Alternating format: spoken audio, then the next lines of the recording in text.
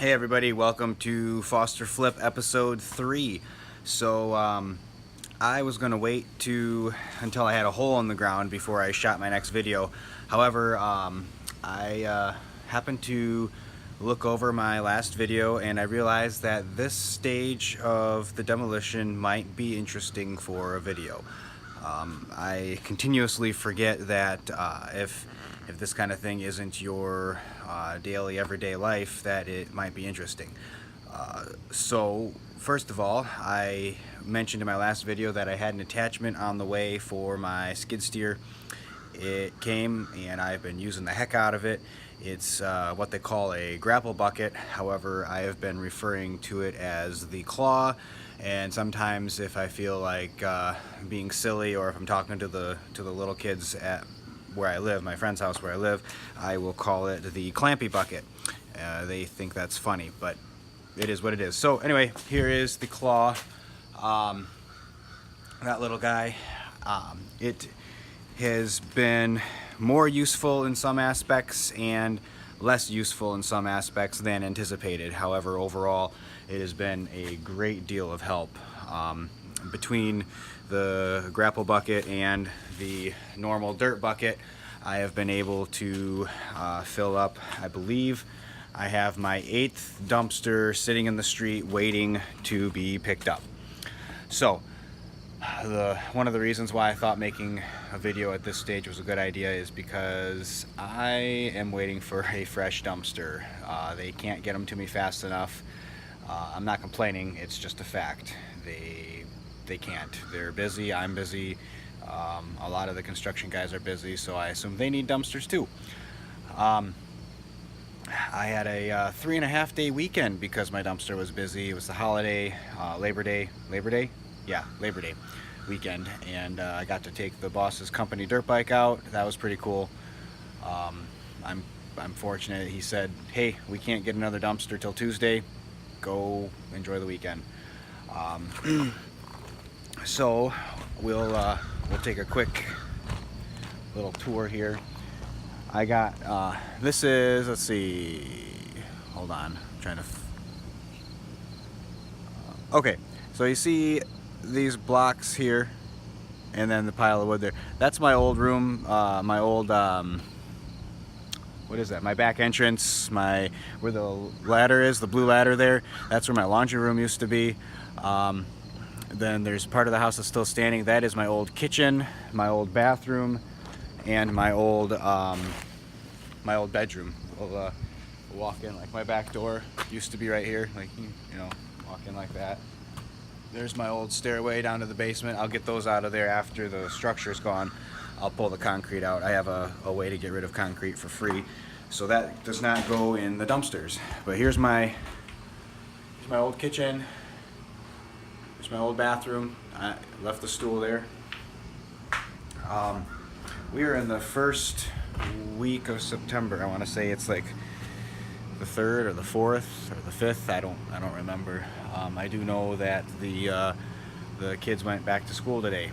It was a heck of a time trying to get to the job site, even though I only live like 5 blocks away or something like that. Because I was going through at the same time that school was starting, and all the parents and stuff. So it's my old bedroom. People took the carpeting, whatnot, but yeah, I'm missing. This is my old dining room. Even though I never used it as a dining room, this is where, in my last video, I said the grand piano was. This is that room. Then the stairs to go upstairs were over here. And then, let's see, that was the old spare bedroom. And then this over here is my old living room. Like, it looks a lot smaller without the walls being up and being in the outdoors and everything. I do want to point out, I misspoke in my last video. I said my new house will be 26 feet wide by 44. It's actually going to be 28 feet wide by 44. It's not a huge deal. I just figured I would correct that in this video, simply because in the future I'm sure I will mention it and I don't want to confuse people.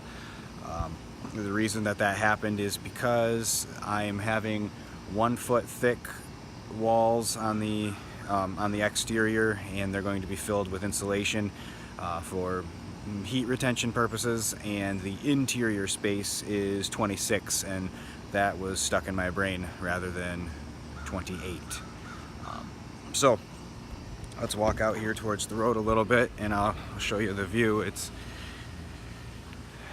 kind of destruction.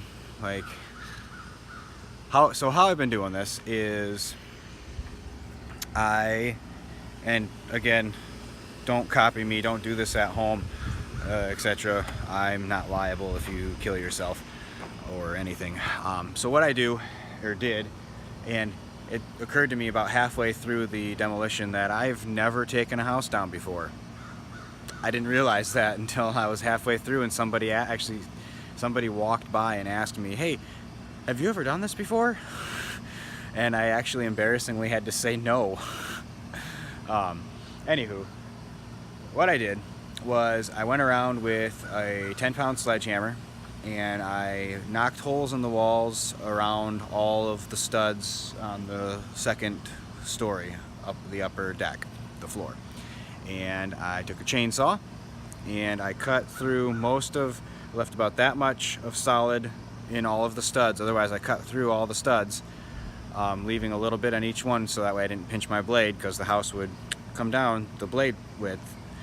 And I actually did pinch my blade a couple of times, but I was lucky enough to get it unstuck without damaging anything. And then I selected certain spots to wrap a chain around, and I'd wrap the chain to another chain, to a tow strap, to my skid steer, and I would give it a tug, and pieces and parts would come tumbling down. I had a couple spots that were tricky, really tough, but overall stuff kind of fell right down like I planned it, and in that aspect I feel fortunate as well. So I'm getting close. Like I said, this is my 8th, I believe that's my 8th dumpster. Oh, I also wanted to point out, in my last video I said 40-yard dumpsters. I thought I could get 40s. I can't, or at least this company doesn't have 40s, and they do have 30s, but they wouldn't send them to me for house demolition. They said the most they would send for my job was 20s. So this is my 8th 20-yard dumpster. Yeah, my 8th one. So, don't do this at home either, but I was able to sneak the front wheels of the skid steer up onto the platform for some of the cleanup. You get the bucket and the front wheels up, and you can scoop up some of the junk.